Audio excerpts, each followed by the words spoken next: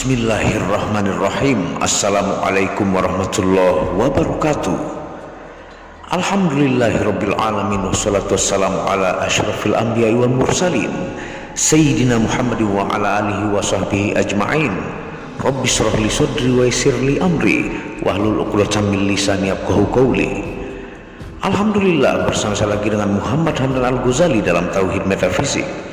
Pada kesempatan yang berbahagia ini kita akan membahas tentang video cara mengirim Al-Fatihah untuk diri sendiri supaya Allah mengenalkan dirinya ke hati, akal, dan perasaanmu.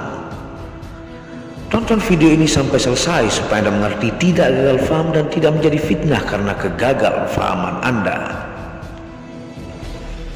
Surah Al-Fatihah merupakan induk dari semua isi kitab Al-Quran. Surah ini terdiri dari 7 ayat dan tergolong surah Makkiyah.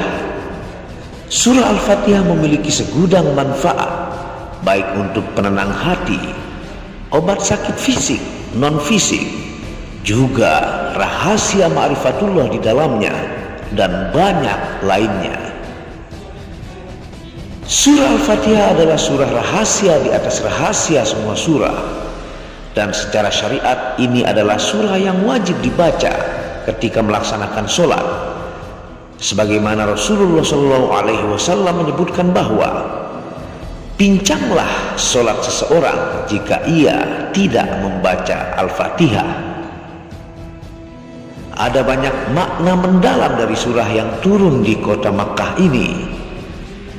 Surah Al-Fatihah berisi pujian kepada Allah Subhanahu wa Ta'ala serta perintah untuk menyembah dan memohon pertolongan hanya kepadanya, dan termasuk rahasia di dalamnya ilmu ma'rifatullah.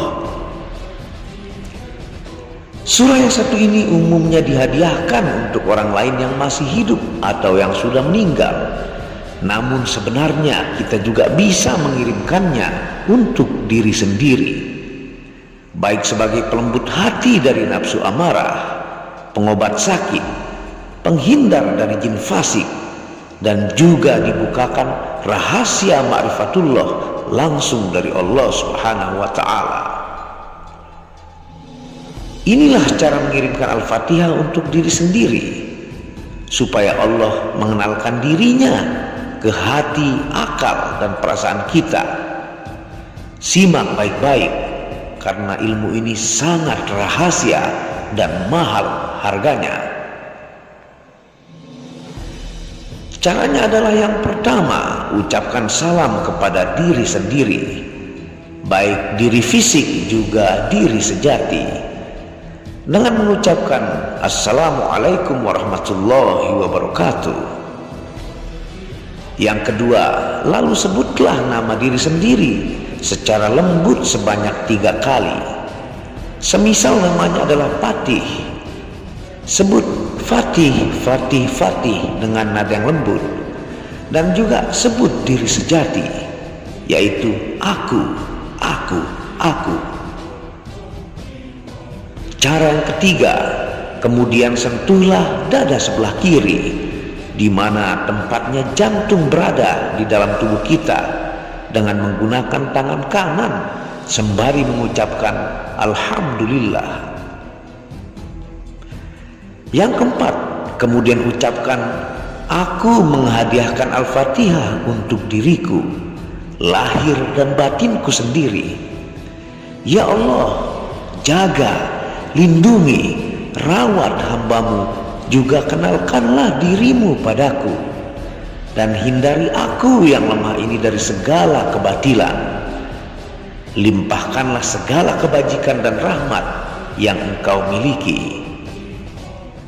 Dan cara yang terakhir adalah lalu bacakan surah Al-Fatihah untuk diri sendiri sebanyak 3 kali. Adapun sebagian manfaat yang akan kita jelaskan dari banyaknya manfaat mengirimkan Al-Fatihah untuk diri sendiri yang dihimpun dari tafsir surah Al-Fatihah adalah sebagai berikut. Manfaat yang pertama, membuat Allah Subhanahu wa Ta'ala sang penguasa jagat mau menghampiri kita, mengenalkan dirinya dalam dimensi batiniah yang membuat diri kita mengenal diri sejati, juga mengenalnya. Disingkapkan tabir atau sir atau rahasianya kepada insan tersebut. Siapa yang terpilih akan dihampiri. Jika belum, ulangi lagi hingga sang maharaja mau menghampiri.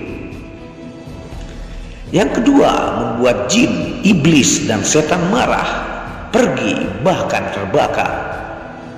Untuk menyembuhkan pasien yang terkena gangguan jin atau sihir, biasanya akan dibacakan ayat-ayat Al-Quran termasuk surah Al-Fatihah. Jin, iblis, dan setan akan merasa panas dan tersiksa hingga akhirnya mereka keluar dari tubuh pasien. Dalam sebuah riwayat disebutkan bahwa raja jin bahkan iblis menjerit ketika diturunkannya surah Al-Fatihah. Seorang ulama besar bernama Imam Mujahid berkata yang artinya, ketika turun surah Alhamdulillahirabbil alamin, iblis mengalami kesusahan yang teramat besar. Ia berteriak sekeras-kerasnya dengan teriakan kesedihan dan mendengus panjang. Maka barang siapa berteriak keras dan mendengus, berarti ia dilaknat. Dari hadis riwayat Ibnu Ad-Duraisy dalam Fadail Al-Quran. Manfaat yang ketiga adalah membantu sebagai terapi ruqyah diri. Al-Fatihah juga disebut dengan nama Ar-Ruqyah atau yang berarti jampi, berdasarkan sebuah riwayat yang menjelaskan bahwa seorang sahabat pernah mengobati kepala suku atau sayyidul qaum yang disengat binatang dan akhirnya sembuh. Beliau membacakan ummul kitab, yaitu surah Al-Fatihah. Hal itu dikisahkan dan dinukilkan dalam hadis riwayat Bukhari. Manfaat yang keempat sebagai obat fisik dan non-fisik. Berkaitan dengan penyembuhan penyakit, Al-Fatihah disebut pula dengan nama Asy-Syafiah atau penyembuh, berdasarkan hadis Rasulullah SAW yang artinya, Fatihatul Kitab atau surah Al-Fatihah merupakan penyembuh segala penyakit. Hadis riwayat Ad-Darimi. Dan sebagian manfaat yang terakhir, yang kelima yang kita jelaskan adalah dijauhkan dari perilaku buruk diri dan orang lain. Surah Al-Fatihah juga bisa mencegah seseorang melakukan atau diperlakukan secara buruk, sebagaimana tertulis dalam surah Al-Ankabut ayat 45 yang artinya, bacalah kitab Al-Quran yang telah diwahyukan kepadamu Muhammad, dan laksanakanlah sholat. Sesungguhnya sholat itu mencegah dari perbuatan keji dan mungkar. Dan ketahuilah mengingat Allah itu lebih besar keutamaannya dari ibadah yang lain. Allah mengetahui apa yang kamu kerjakan. Quran surah Al-Ankabut ayat 45. Wallahu a'lamu bishawab. Itulah ilmu rahasia dari mengirim Al-Fatihah untuk diri sendiri yang kalian bisa ulangi atau konsultasikan kepada guru, kiai atau mursyid Anda.